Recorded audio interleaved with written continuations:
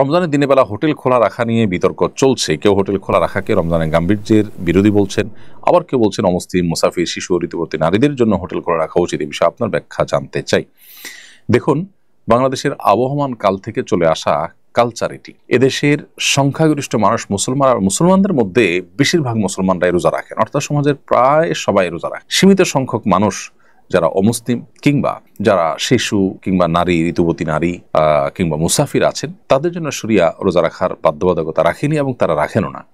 যার ফলশ্রুতিতে তাদের অধিকার বিবেচনা করে যদি হোটেল খোলা রাখা হয় এবং সেখানে রোজাদার ব্যক্তি যিনি আসলে দিনের বেলায় পানাহার থেকে বিরত থাকার চেষ্টা করছেন, তার চোখের সামনে খাবার তুলে ধরা নিশ্চয়ই তার যে মূল্যবোধ সেটার প্রতি অশ্রদ্ধা করা শামিল। সেই জায়গা থেকে হোটেল খোলা রাখা মৌলিকভাবে কোনো নাজায়েজ বিষয় নয়, বিশেষ করে যখন মুসাফির, শিশু, ঋতুবর্তী নারী এবং অমুসলিম অন্যদের কথা চিন্তা করা হবে, তখন হোটেল খোলা রাখা দোষের কিছু নয়। বাংলাদেশের মানুষরা দিনের বেলায়, বেশিরভাগ মানুষরাই, মুসলমানরাই দিনের বেলা হোটেল খোলা রাখাটাকে ভালোভাবে দেখে না এবং এটা কেউ এখানে বল প্রয়োগ করতে আসেনি, বরং স্বপ্নদিত হয়ে এই কালচার বাংলাদেশে যুগ যুগ ধরে চলে আসছে।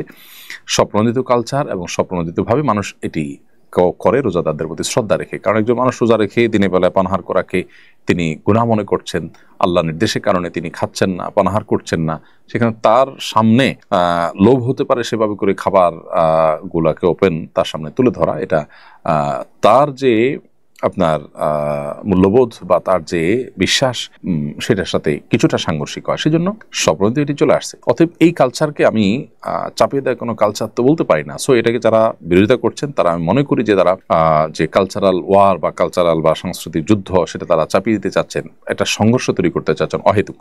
আমি যতটুকু জানি বাংলাদেশের বিভিন্ন প্রান্তে হোটেল, চায়ের দোকান, বিভিন্ন কিছু খোলা থাকে, একটু পর্দা দিয়ে রাখা হয় যাতে করে রোজাদার যারা আছেন তাদের জন্য অসুবিধা তৈরি না হয়। তাছাড়া যারা অসুস্থ ব্যক্তি, তাদের তো রোজা না রাখার সুযোগ আছে, তারা সেখানে পানাহার করবেন, অন্য কেউ দেখে তাদের প্রতি ধারণা পোষণ করবে না যে তারা মুসলমান হয়ে রোজা রাখেননি। তাহলে পারপাস তো সার্ভ হয়ে গেল। এখানে আলোচনার ইস্যুটা কেন তৈরি হলাম ঠিক বুঝলাম না।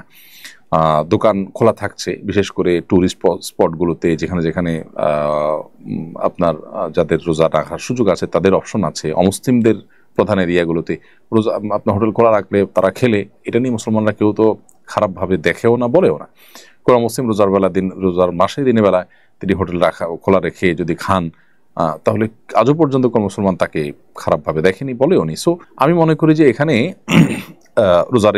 রোজার মাসে হোটেল গণহারে খোলা রাখার যে দাবি, সেটা অবান্তর। যে দেশের 70-80% মানুষ রোজা রাখে, সে দেশে আপনার দিনের বেলা রমজান মাসে হোটেল খোলা রাখার দাবি তোলাটা কোনোভাবে যৌক্তিক নয়। তবে অবশ্যই যে সমস্ত এলাকাতে বা কিছু কিছু হোটেল খোলা রাখা অসুস্থ ব্যক্তি বা অন্যান্যদের কথা চিন্তা করে সেটা সঠিক আছে, এবং সেটাকে বাধা দেওয়া গণহারে সেটা আবার অযৌক্তিক হবে।